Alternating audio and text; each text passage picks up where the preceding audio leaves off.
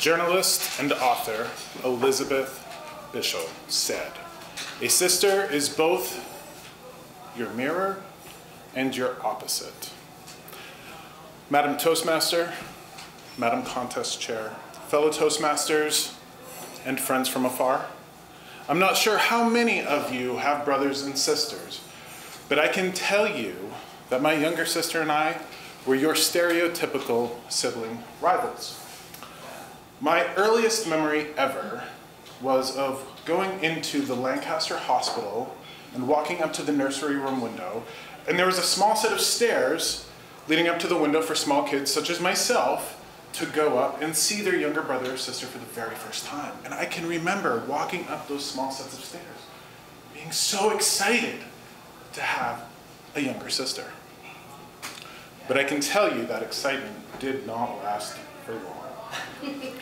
I was 6 years old, and I have a memory of destroying my own toys and telling my parents that my sister did it.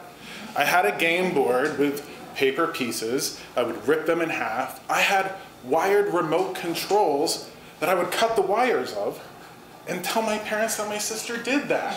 She was 3 years old, could barely speak, and couldn't defend herself. I've been told that I'm a competitive person. I won't deny that at all.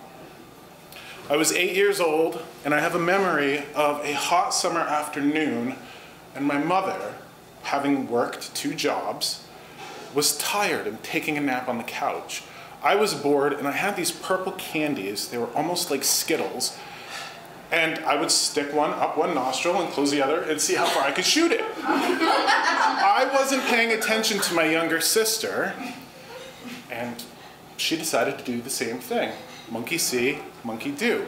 She had only gone through a couple before she got one stuck so far up her nose, she couldn't get it out.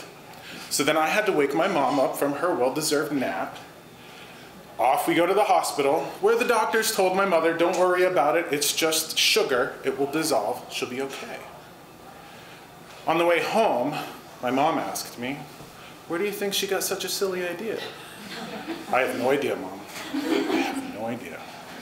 Shortly after that, my nose started to run and it was purple. My mother saw this, immediately pulled over the car, ran down over the bank, grabbed a grade stake out of somebody's fence, and came up and tanned my hide. Was not messing around. Now, if you've ever met my sister, you know that we are completely different people. There's a reason why we fought so much. She's both my mirror and my opposite. But now, she's one of my role models. I don't know anybody in this world who works harder. She's devoted to her family. She commits herself to everything she sets her mind to. She'd help out anybody in the world. But it took a long while for us to get there.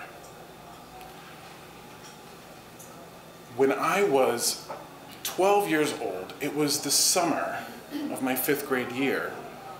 I was obsessed with Nintendo, and I loved playing The Legend of Zelda. One afternoon, left to my own devices, I sat on my living room floor for 4 hours straight, cross-legged. And I played The Legend of Zelda so much and so long, sitting in one position, that everything below my waist fell asleep. Now, up to that point in my life, when I had a leg that fell asleep, I would just get up and hobble around on it, and it would wake up. Using this logic, I got up, everything was asleep. I was so heavy as a kid that I fell over when I put weight on that ankle, crack, and I fractured it. And my sister didn't have the chance to say, "I told you so," but I'm sure she took comfort in the fact that she had a brother who was probably the only doofus on this planet that fractured his ankle playing Nintendo. As a bonus, she went swimming that whole summer in all the local lakes and ponds that we went to, and she could watch me miserable on the shore with my itchy, sweaty cast, and she didn't have to worry about me dunking her underwater or splashing her. Now, through all of this competition, through all of this rivalry, we've grown into two adults that love one another dearly. If I was in any sort of bind, outside of my closest friends, I could count on my sister. If I was broke down on the side of the road, if I needed to borrow money, I know that my sister would be there for me immediately, as I would be there for her. This kind of family, this family that you can count on no matter what, this family that you can love no matter how much they drive you crazy, that's a treasure beyond words. I can only hope that everyone here has that type of family. I can only hope that you can count yourself so lucky.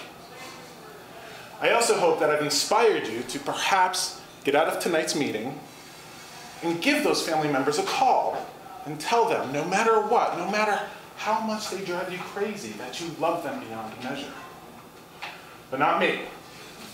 When I get out of tonight's meeting and I go home, you know what I'm going to do? I'm going to see Princess Zelda.